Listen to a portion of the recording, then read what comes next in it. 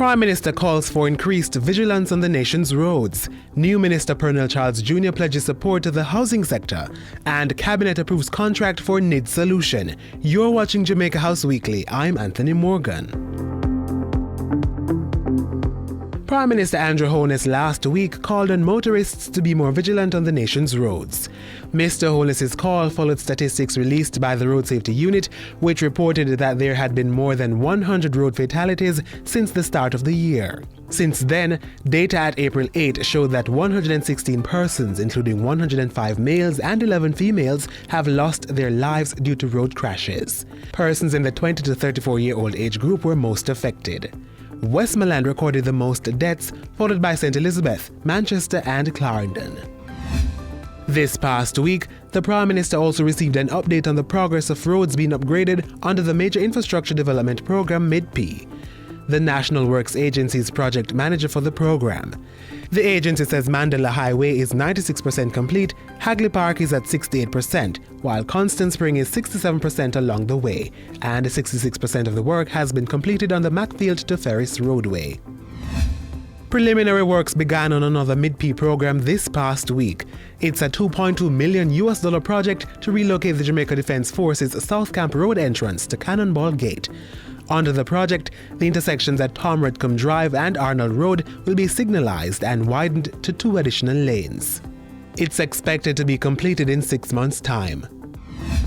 In the week, Cabinet approved a $31.7 million contract for the implementation of the National Identification System NIDS. Productive Business Solutions was awarded the contract for a 5-year period. The local company will provide the NID solution, data center hardware, software, and public key infrastructure.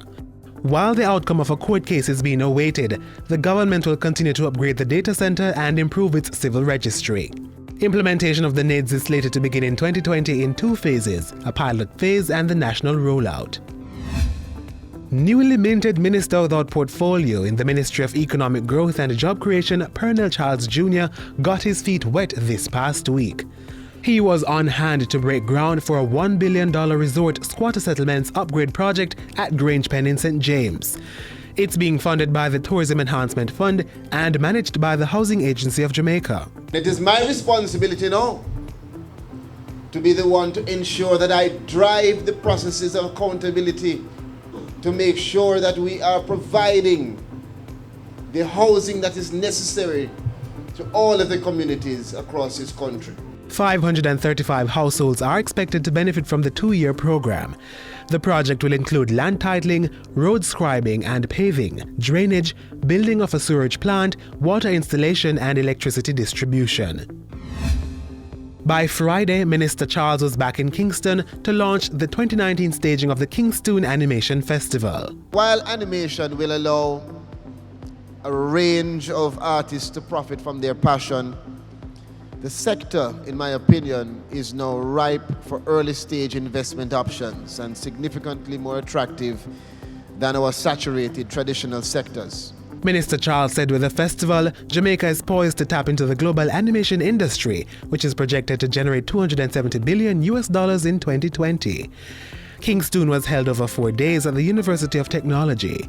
It's an international animation conference, marketplace and film festival organized by the Office of the Prime Minister in partnership with the World Bank.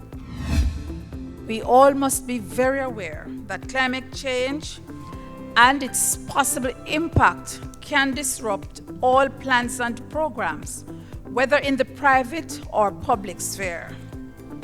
If concrete and decisive steps are not taken to deal with this global issue.